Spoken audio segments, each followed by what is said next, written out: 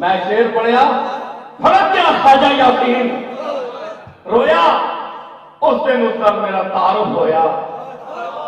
ये मैं पढ़िया शेर, मेरे दादे की चादर जा रही थी मज़ार उत्ते, कलाम पढ़ रहे सन, तो मैं ख्वाजा साहब को शेर सुनाई गई यासीन को।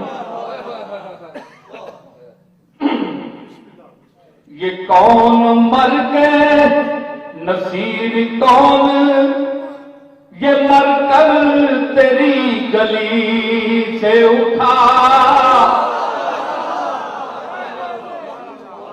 नसीर कौन ये मर कर तेरी गली से उठा,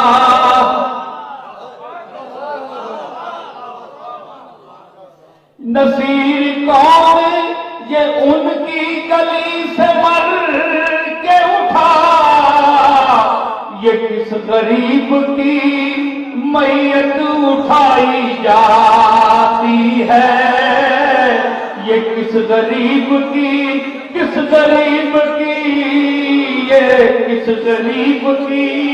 ख्वाजा यासीन ने आंख भरी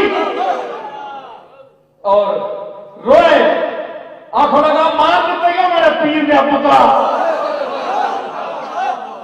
रो के मेरे पैरों के बैठे मैं गले ना लाया। उस दिन के बाद ख्वाजा यासीन नाल मेरा ताल्लुक होया। आज नईम ख्वाजे को मैं क्या कि मैं जरूर जावांगा इस वास्ते कि तुहाडे घर का एक फर्द सुख शनास और दर्द वाला इंसान